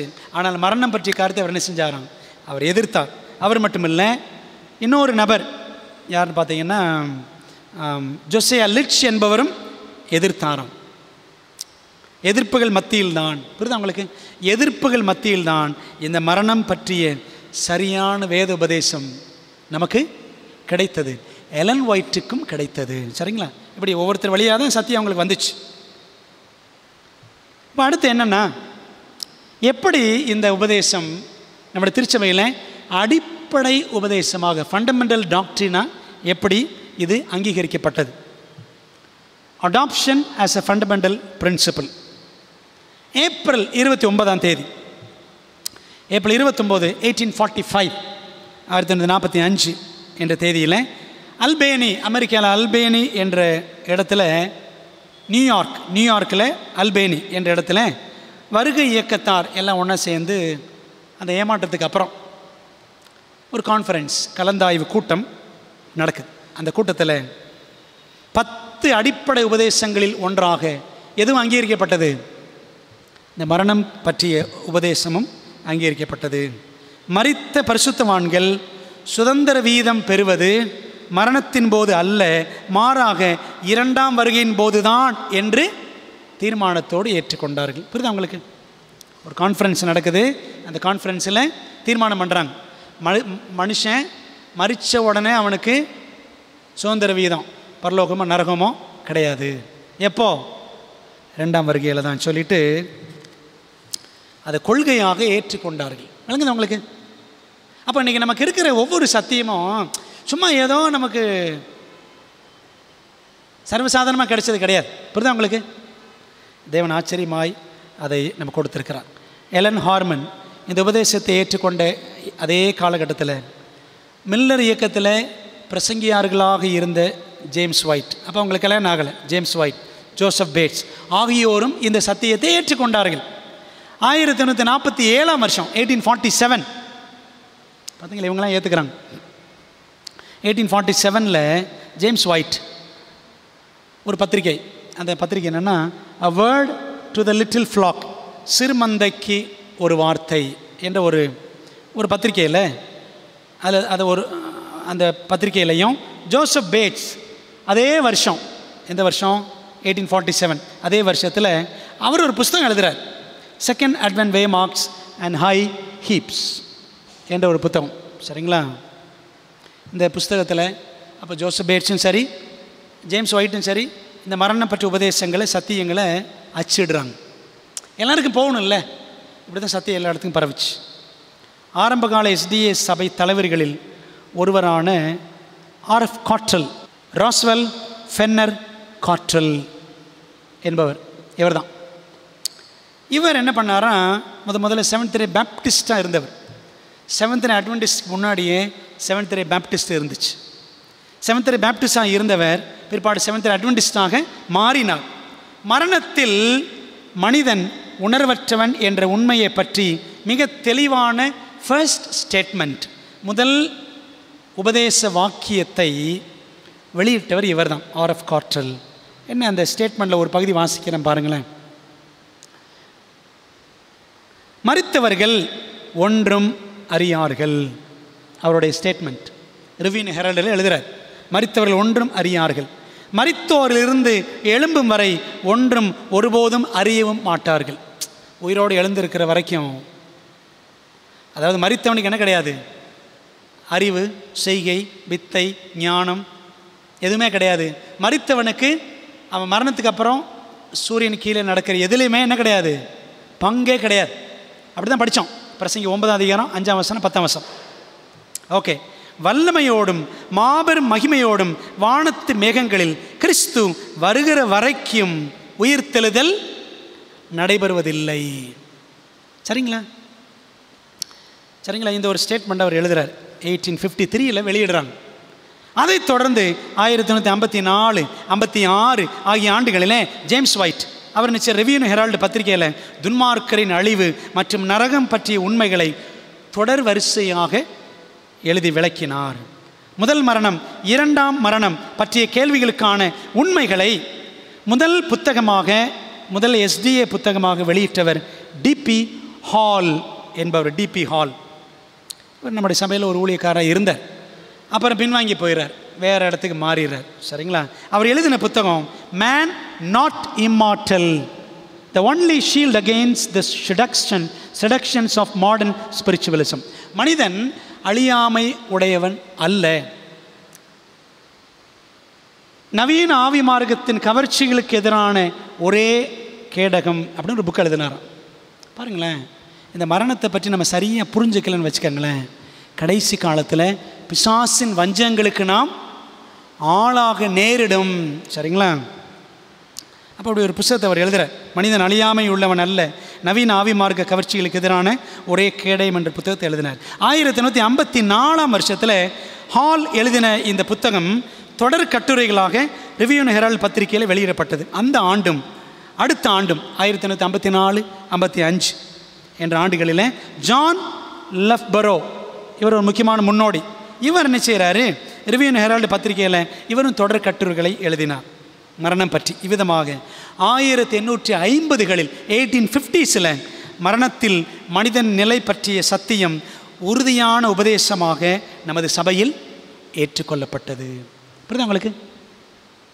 பார்த்தீங்களா? அப்போ நம்ம சபையில் இருக்கிற சத்தியம் எல்லாம் ரொம்ப சிஸ்டமேட்டிக்காக படித்து ஆராய்ச்சி பண்ணி அதை குறித்து கைப்பிரதிகள் புஸ்தகம் எழுதி, அப்புறம் official paper, church official paper, சபையினுடைய அதிகாரப்பூர்வமாக பத்திரிகை, இந்த பத்திரிகை ரிவ்யூ ஹெரால்டு இதெல்லாம் வெளியிட்டு இப்படி தான் சத்தியம் என்ன பண்ணிச்சு?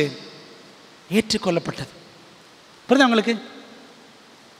இப்போ வரங்களேன், இப்போ நான் ஏதாவது ஒன்று புதுசாக நான் சொல்லிட முடியுமா? எங்கள் பாட்டி இறந்துட்டாங்க, அவங்க நரகத்தில் இருக்காங்க, இப்போ சொல்ல முடியுமா? இப்போ நான் சொன்னேன்னு வச்சுக்கோங்களேன், உலகம் முழுவதும் பயங்கரமாக பரவும். சரிதானே?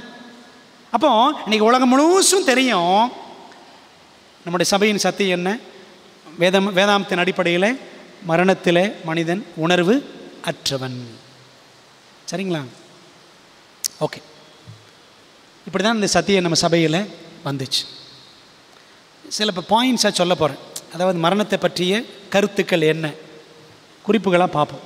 SDA சபையின் வேதாகம அடிப்படையிலான மரணம் பற்றிய உண்மைகள், SDA's Bible based facts about death. சில பாயிண்ட்ஸை சொல்கிறேன் பாருங்கள். முதலாவது, மனிதன் தேர்ந்தெடுக்கும் உரிமையுடன் தேவனால் படைக்கப்பட்டவன். அப்படி தான் ஆண்டு படைத்தார். அது நம்ம 2:16 படிக்கிறோம். அப்போ நீ கனியை சாப்பிட்றாந்தா சாப்பிடு, கீழ்ப்படியாக இருந்தால் கீழ்ப்படி. சரிங்களா? ஆனால் புசிக்கும் நாளிலே சாகவே சாவாய் அப்படின்னு ஆண்டு சொல்லிட்டார். ஸோ மனிதன் தேர்ந்தெடுக்கும் உரிமையுடன் அவனை ஆண்டவர் படைத்தார். ரெண்டாவது, மனிதனின் கீழ்ப்படியாமையினால் மரணம் வந்தது. மனுஷன் என்ன பண்ணான்? அவன் சாய்ஸ், அவன் கீழ்ப்படியாமையின் வழியில் போனான், மரணம் வந்துச்சு. ரோமர் 5:12 நம்ம அதை படிக்கிறோம். அடுத்து, மரணம் என்பது நித்திரை. பைபிள் அப்படித்தான் சொல்லுது. தற்காலிக உணர்ச்சியற்ற நிலை. யோவான் 11:11 இயேசு கிறிஸ்து சொன்னார், நம்முடைய சிநேகிதனாய் லாசரு நித்திரை அடைந்திருக்கிறான், நான் அவனை எழுப்ப போகிறேன். அடுத்த வசனம் பாருங்கள், 13 இருக்கும். அவன் மரித்து போனான், அவன் நித்திரை அடைந்தான உடனே சீஷர்கள் பாருங்கள், இயேசுவானவனுடைய மரணத்தை குறித்து அப்படி சொன்னார். அவர்களோ நித்திரை செய்து இளைப்பாறுகிறதை குறித்து சொன்னார் என்று நினைத்தார்கள். நித்திரைன்னு சொன்னப்போ இயேசு என்ன சொன்னார்? லாசரு உண்மையில செத்துட்டான்னு தான் சொன்னார். சீசர்கள் என்ன நினச்சாங்க? லாசரு தூங்குறான்னு நினச்சிக்கிட்டு இருந்தாங்க. அப்போ பைபிள் சொல்லுது மரணம் என்றால் நித்திரை, அன்கான்ஷியஸ் ஸ்லீப், உணர்வற்ற நித்திரை, அதான் மரணம். அது அப்போஸ்தலர் 7:59-60 படிக்கிறோம். சரிங்களா? ஸ்தேவான் என்ன பண்ணானா? அவனை கல்லெறிஞ்சு கொண்டப்போ, ஆண்டவரே இவர்களை மன்னியும், இந்த பாவத்து வறுமையை சுமத்தாதிரும் என்று சொல்லி இப்படி சொல்லி நித்திரை அடைந்தான். நித்திரைன்னு என்ன? மரிச்சிட்டான் அப்படின்னு அர்த்தம். அப்போ பைபிள் சொல்லுது மரணம் என்பது நித்திரை. ஓகே, அடுத்து உயிர்த்தெழுதல் வரைக்கும் மரண நித்திரை நீடிக்கும். சரிங்களா? உயிர்த்தெழுதல் வரைக்கும் மரண நித்திரை நீடிக்கும். படிக்கிறோம் யோபு 14:12. மனுஷன் படுத்து கிடக்கிறான், வானங்கள் ஒளிந்து போகும் அளவும் எழுந்திருக்கிறதும் இல்லை, நித்திரை தெளிந்து விழிக்கிறதும் இல்லை. வானங்கள் எப்போ ஒளியும்? கர்த்தருடைய நாள் இரவிலை திருடன் வருகிற விதமாய் வரும், அப்பொழுது வானங்கள் மடமடை என்று அகன்றிருப்போம். 2 பேதுரு 3:10. சரிங்களா? அப்போ 2ஆம் வரிகளில் தான் வானங்கள் ஒளியும். அப்போ தான் மனுஷன் என்ன செய்வான்? கிறிஸ்துவுக்குள் மரித்திருந்தால் 1ஆம் உயிர்த்தெழுதலில் பங்கடைவான். துன்மார்க்கர் என்ன செய்வாங்க? எழுந்திருப்பாங்க, அவரை குத்தினவர்கள் எழுந்து அவரை காண்பார்கள், நம்ம மறுபடியும் விழுந்துருவான். சரிங்களா? ஓகே, இதெல்லாம் நமக்கு தெரிஞ்ச வசனம். 1 தெசலோனிக்கேயர் 4:15-16 நம்ம அதை படிக்கிறோம். சரிங்களா? வசனம் என்ன சொல்லுது? அப்பொழுது கிறிஸ்துவுக்குள் மரித்தவர்கள் வானத்திலிருந்து இறங்கி வருவார் ஆண்டவர். அப்பொழுது கிறிஸ்துவுக்குள் மரித்தவர்கள் முதலாவது எழுந்திருப்பார்கள். அப்போ அவருடைய வருகையில் தான் உயிர்த்தெழுதல். சரிங்களா? ஓகே, மரணத்தில் நீதிமான்கள் உடனே மகிமையில் போய் சேர்வதும் இல்லை. அதுக்கு ஆண்டவர் பைபிளில் ஒரு உதாரணம் வச்சிருக்கிறார். பேதுரு பிரசங்கத்தில் சொன்னார், அப்போஸ்தலர் 2:29, சகோதரரே, கோத்திர தலைவனாகி தாவீதை குறித்து நான் உங்களுடனே தைரியமாய் பேசுகிறது இடம் கொடுங்கள். அவன் மரணம் அடைந்து அடக்கம் பண்ணப்பட்டான், அவனுடைய கல்லறை இந்நாள் வரைக்கும் நம்மிடத்தில் இருக்கிறது. தாவீது பரலோகத்தில் இருக்கிறான், பைபிள் வசனம் இருக்கான். அவன் எங்கே தான் இருக்கான்? கல்லறையில் தான் இருக்கிறான். இப்போ நீதிமான்கள் உடனே எங்கே போகிறது கிடையாது? பரலோகத்துக்கு போகிறது கிடையாது. மரித்து பரலோகத்துக்கு போயிருக்கிற, உயிரோடு எழுப்பப்பட்டு பரலோகத்துக்கு போன நீதிமான்கள் பைபிள் யார் யாருன்னு பார்க்குறோம்? மோசே. சரிங்களா? மோசே மரித்து ஆண்டவர் அவரை உயிரோடு கொண்டு போயிட்டார் பரலோகத்துக்கு. மோசே பரலோகத்தில் இருக்கிறார். சரிங்களா? இயேசு கிறிஸ்து மருவமலையில் யார் கூட பேசினார்? மோசையோடும் எலியாவோடு பேசினார். அப்புறம் கிறிஸ்து உயிர்த்தெழுந்தப்போ அநேக பரிசுத்தவான்கள் எழுந்தாங்கன்னு இருக்கு. யாருன்னு நமக்கு தெரியாது. உயிரோடு போனவங்க எலியாவும் ஏனோக்கும். சரிங்களா? ஓகே, அப்போது தாவீது பரலோகத்திற்கு எழுந்து போகவில்லையே. தாவீது பரலோகத்திற்கு எழுந்து போகவில்லையே. தாவீதே போல என் இருதயத்திற்கு ஏற்ற மனுஷன். அப்போ இன்றைக்கி இருக்கிற எல்லா கிறிஸ்தவர்களும் செத்தவன் உடனே போயிடுவாங்களா? புரியுதா உங்களுக்கு? எப்படி தப்பாக போதிக்கிறாங்க பார்த்தீங்களா? ஓகே, மரணத்தில் அடுத்தது, மரணத்தில் துன்மார்க்கர் உடனே நரகத்தில் போய் சேர்வதும் இல்லை. வெளிப்படுத்தல் 20:5 பாருங்கள். மரணமடைந்த மற்றவர்கள், ஆண்டோட வருகையில் கிறிஸ்துவுக்குள் மரித்தவர்கள் உயிரோடு எழுந்திருப்பாங்க. மற்றவர்கள்லாம் யார்? துன்மார்க்கர் மரணமடைவார்கள். மரணமடைந்த மற்றவர்கள் அந்த 1000 வருஷம் முடியும் அளவும் உயிரடையவில்லை. எப்போ உயிரோடு எழுவார்கள்? துன்மார்க்கர் 3ஆம் வருகையில் 2ஆம் உயிர்த்தெழுதல் எழுந்திருப்பாங்க அப்படின்னு படிக்கிறோம். சரிங்களா? அடுத்து அழியாமை என்பது தேவன் ஒருவருக்கே உரியது. சொன்னேன் ஆரம்பத்தில் 1 தீமோத்தேயு 6:15-16. சரிங்களா? ஒருவராய் சாவாமை உள்ளவரும் யார்? பிதாவாகிய தேவன் அப்படின்னு பார்க்கணும். அவர் தான் அழியாமை உள்ளவன். கிறிஸ்தவம் அப்படி தான் இருந்தார். ஆனால் நம்முடைய பாவங்களும் என்ன செஞ்சிட்டாரு? அவர் அந்த சரீர மரணத்திற்கு உட்பட்டார். எவ்வளோ பெரிய பரலோக அன்பு! அகாப்பே, அதான் அகாப்பே லவ்னு சொல்லுவோம், தெய்வீக அன்பு. முதலாம் உயிர்த்தெழுதலின் போது அல்லது 2ஆம் வருகையின் போது நீதிமான்கள் அழியாமையை அடைவார்கள். நம்ம 1 கொரிந்தியரில் அந்த உண்மையை படிக்கிறோம். சரிங்களா? மரித்தோரின் உயிர்த்தெழுதலும் அப்படியே இருக்கும். அழிவுள்ளதாய் விதைக்கப்படும், அழிவில்லாதாய் எழுந்திருக்கும். கனவீனம் உள்ளதாய் விதைக்கப்படும், மகிமையுள்ளதாய் எழுந்திருக்கும். பலவீனம் உள்ளதாய் விதைக்கப்படும், பலமுள்ளதாய் எழுந்திருக்கும். தொடர்ந்து படிக்கிறோம். 52, 53 வசனம் சொல்லுது. நம்ம அதிகாரம் முழுசும் நீங்கள் படித்தீங்கன்னா உயிர்த்தெழுதலை பற்றிய வசனங்கள் அப்படின்னு நம்ம தெளிவாக பார்க்குறோம். சரிங்களா? ஓகே, அடுத்து பாருங்களேன். 3ஆம் வருகையின் போது 2ஆம் உயிர்த்தெழுதலுக்கு பின் துன்மார்க்கர் முற்றிலும் அக்கினியால் அழிக்கப்படுவர். சகரியா 14, 3ஆம் வசனம் 4ஆம் வசனம் படித்தோம் அப்படின்னு சொன்னால், கர்த்தர் புறப்பட்டு யுத்த நாளிலே போராடுவது போல அந்த ஜாதிகளோட போராடுவார். அந்நாளிலே அவருடைய பாதங்கள் 3ஆம் வருகையில் பற்றி பேசக்கூடிய வசனங்கள். சரிங்களா? அந்நாளில் அவருடைய பாதங்கள் கிழக்கே எருசலேமுக்கு எதிரே இருக்கிற ஒளிவு மலையின் மேல் நிற்கும். அப்பொழுது மகா பெரிய பள்ளத்தாக்கு உண்டாகும்படி ஒளிவு மலை தன் நடுமையத்தில் கிழக்கு மேற்காய் எதிராக பிளந்து போம். அதனாலே ஒரு பாதி வடபக்கத்திலும் ஒரு பாதி தென் பக்கத்திலும் சாயும். 3ஆம் வருகையில் இயேசு கிறிஸ்து இறங்குவார், பூமிக்கு இறங்குவார். 2ஆம் வருகையில் இறங்க மாட்டார். சரிங்களா? அப்போ இந்த 3ஆம் வருகையில் அக்கினி இறங்கி என்ன செய்யும்? துன்மார்க்கர் எல்லாரையும் பட்சித்து போடும் என்று வெளிப்படுத்தல் 20 7, 8, 9 வசனங்களில் நாம் அதை படிக்கிறோம். சரிங்களா? நீங்கள் படித்து பாருங்கள். ஓகே, நாம் வாழும் இப்பூமியை தற்காலிக நரகமாக மாறும். வெளிப்படுத்தல் 29 அவர்கள் பூமி எங்கும் பரம்பி, துன்மார்க்கர் பூமி எங்கும் பரம்பி பரிசுத்தவான்களுடைய பாளையத்தையும் பிரியமான நகரத்தையும் வளைந்து கொண்டார்கள். ஏன்னா பரலோகம் கீழே இறங்கிருச்சுல்ல. அப்பொழுது தேவன் வானத்திலிருந்து அக்கினி இறங்கி, தேவனால் வானத்திலிருந்து அக்கினி இறங்கி அவர்களை பட்சித்து போட்டது. சரிங்களா? அப்போது அக்கினியினால் அழிக்கப்படுவது எப்போ தான்? 3ஆம் வருகையில் தான். துன்மார்க்கர் உடனே நரகத்துக்கு, நித்திய நரகத்துக்கெல்லாம் போகிறது கிடையாது. அடுத்து உண்மை, மரணம் பற்றிய உண்மை.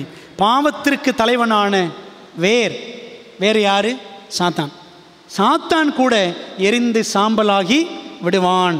நீங்கள் சாத்தான் சாம்பலாவான்றதுக்கு வசனம் எசேக்கியேல் 28:18 படித்து பார்த்துக்கங்க. துன்மார்க்கர் அடுத்து பார்க்குறோம். இப்போ சாத்தான் என்றால் பாருங்கள், வசனத்தை படிக்கலாமா? உன் அக்கிரமங்களின் ஏராளத்தினாலும் உன் வியாபாரத்தின் அனிதத்தினாலும் உன் பரிசுத்த ஸ்தலங்களை பரலோகத்தை பரிசுத்த குலைச்சலாக்கினாய். ஆகையால் உன்னை பட்சிப்பதாகிய ஒரு அக்கினியை நான் உன் நடுவிலிருந்து புறப்பட பண்ணி. இப்போ சாத்தான் எங்கே தான் கிடப்பான்? 1000 வருஷம் பூமியில் தான் கிடப்பான். உன் நடுவில் பூமியிலிருந்து புறப்பட பண்ணி உன்னை பார்க்கிற எல்லாருடைய கண்களுக்கு முன்பாகவும் உன்னை பூமியின் மேல் சாத்தான் என்ன ஆயிடுவான்? சாம்பலாயிருவான். சரிங்களா? பாவத்தின் வேறாகிய சாத்தான் சாம்பலாவான். ஓகே, அடுத்து பாருங்களேன். அந்த கொப்பு இதெல்லாம் மல்கிய 4:1 இருக்குது. 4:1 படிக்கிறோம். அடுத்தது, பாவம் என்னும் மரத்தின் கொப்புகளான துன்மார்க்கரும் எரிந்து சாம்பலாவார்கள். துன்மார்க்கரை மிதிப்பீர்கள். நான் இதை செய்யும் நாளில், அந்த 3ஆம் வருகையில், அவர்கள் உங்கள் உள்ளங்கால்களின் கீழ் சாம்பலாயிருப்பார்கள். சாத்தானும் சாம்பலாயிருவான், துன்மார்க்கரும் சாம்பலாயிருவான். விளங்குது அவங்களுக்கு? ஓகே, அப்போ நித்திய நரகன்றது எங்கேருந்து வந்துச்சு? அடுத்து பாருங்களேன். நித்திய நரகம் என்பது ஒரு கிரேக்க மரபு இறக்குமதி, பிளாட்டோவின் தத்துவம், கிரீக் மித்தாலஜி, பிளாட்டோனிக் ஃபிலாசபி. சரிங்களா? என்னது நித்திய நரகம்? ஆத்மாவுக்கு உணர்வு இருக்குது, செத்ததுக்கப்புறம் ஆத்மா தனியாக அலையும், ஆவி அலையும். சரிங்களா? இதெல்லாமே பிளாட்டோனிக் ஃபிலாசபி, பிளாட்டோ கொண்டு வந்த தத்துவம், கிரேக்க தத்துவம். கள்ள சாத்தானின் கத்தோலிக்கத்தின் பொய், கேத்தலிக் அண்ட் சேட்டனிக் லை. புரியுதா உங்களுக்கு? வசனம் சொல்லுது பாருங்களேன். பைபிள் என்ன இருக்குது? 1 தீமோத்தேயு 4:1 படிக்கிறோம். என்ன செய்வாங்களாம்? ஆவியானவர் வெளிப்படையாக சொல்லுகிறபடி பிற்காலங்களில் மனசாட்சியில் சூடுண்ட பொய்யருடைய மாயத்தினாலே சிலர் வஞ்சிக்கிற ஆவிகளுக்கும் பிசாசுகளின் உபதேசங்களுக்கும் செவி கொடுத்து விசுவாசத்தை விட்டு விலகி போவார்கள். பார்த்தீங்களா? அந்த மரணத்தை பற்றிய உபதேசம் சரியாக புரிஞ்சுக்கலன்னு சொன்னால் ஆவி அலையுது, ஆத்மா அலையுது, ஆத்மா பரதீசில் இருக்குது, செத்தவங்க உடனே நல்லவர்கள் பரலோகம் போயிடறாங்க, கெட்டவங்க நரகம் போயிடறாங்க. இதெல்லாம் பிசாசுகளின் உபதேசம். புரியுதா உங்களுக்கு? நீங்கள் இன்னொரு வசனத்தையும் படிக்கலாம். 2 தீமோத்தேயு 4ஆம் அதிகாரம் 4ஆம் வசனத்தில். ஓகே, 1 தீமோத்தேயு போட்டிருக்கு, தப்பாக போட்டிருக்கு. 2 தீமோத்தேயு 4:4. அதாவது சத்தியத்துக்கு செவியை விளக்கி கட்டுக்கதைகளுக்கு சாய்ந்து போகும் காலம் வரும். பிரியமானவர்களே, இன்றைக்கி அநேக கிறிஸ்தவர்கள், பெரும்பான்மை கிறிஸ்தவர்கள் கட்டுக்கதைகளைத்தான் தெரிந்தோ தெரியாமலோ நம்பிக்கொண்டிருக்கிறார்கள். சரிங்களா? சரி. மரித்தோர் உடனே பரலோகம் சென்றால், இப்போ யோசித்து பாருங்கள், மரித்தவர்கள் உடனே பரலோகம், நீதிமான்கள் பரலோகம் சென்றால், துன்மார்க்கர் உடனே நரகம் சென்றால், நியாய தீர்ப்பும் இரண்டாம் வருகையும் உயிர்த்தெழுதலும் அவசியமா? அவசியமே கிடையாது. உண்மைதானே? பாருங்கள், எபிரேயர் 9:27-28 படிக்கிறோம். பவுல் சொல்கிறாரு, அன்றியும் ஒரே தரம் மரிப்பதும் பின்பு நியாய தீர்ப்பு அடைவதும். மரணத்துக்கு அப்புறம் என்ன இருக்குது? நியாய தீர்ப்பு இருக்குது. ஆனால் மற்ற சபையில் என்ன நம்புகிறாங்க தெரியுமா?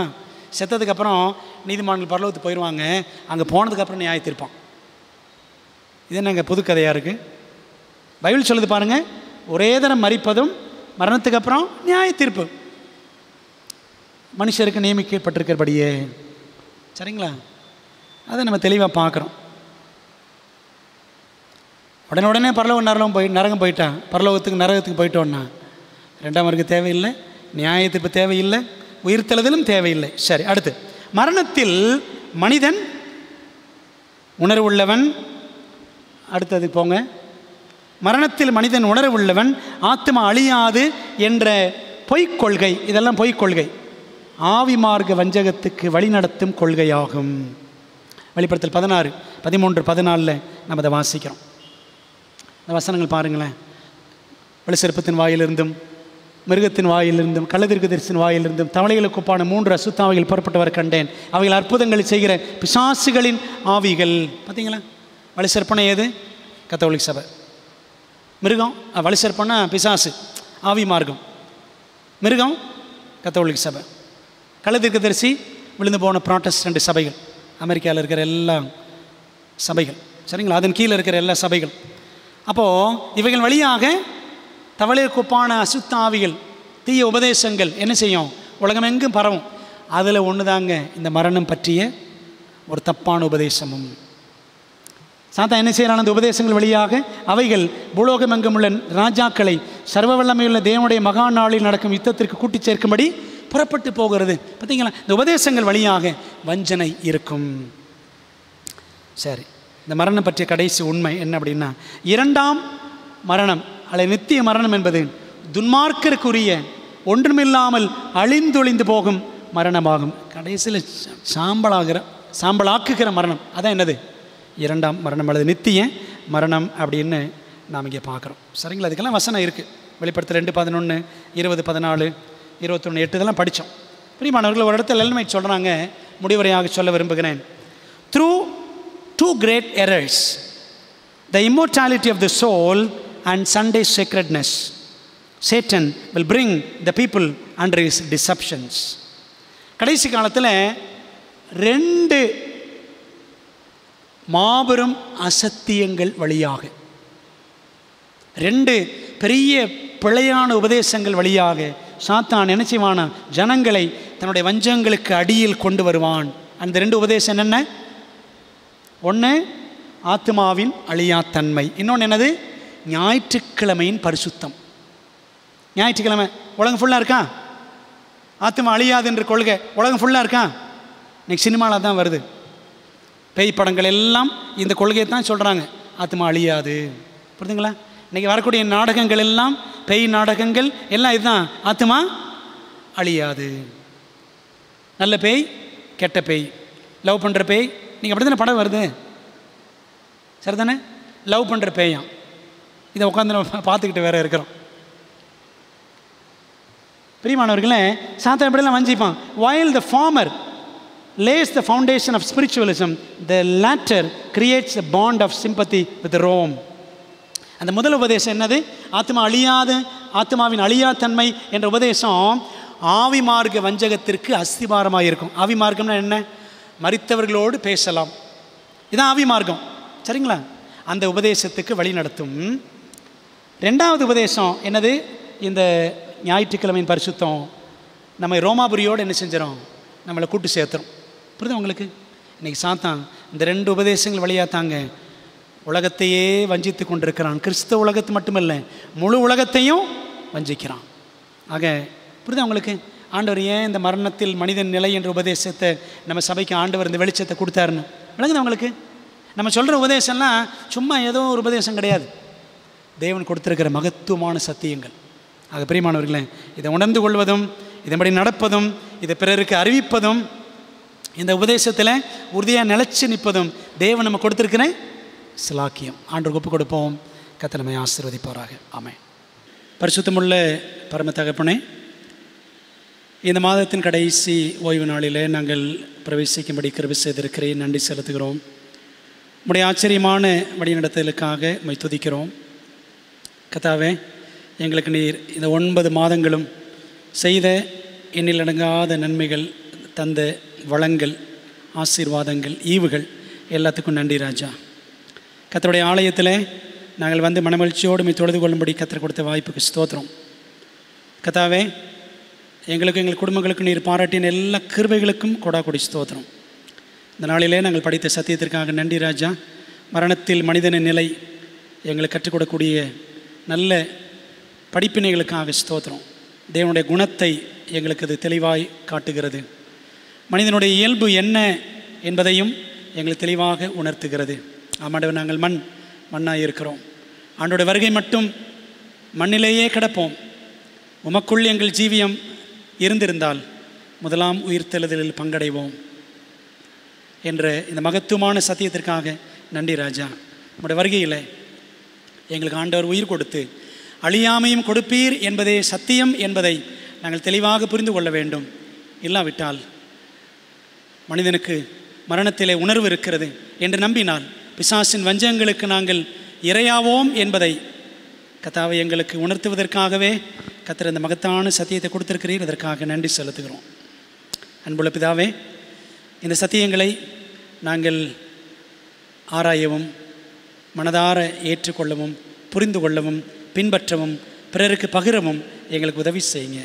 அன்புள்ள தகப்பனே, இந்த நேரத்தில் விசேஷமாக ஆக்சிடெண்ட் ஆகி மருத்துவமனையில் சீரியஸாக இருக்கிற சகோதரி ஜான்சி அவர்களுக்காக ஜெபிக்கிறோம்.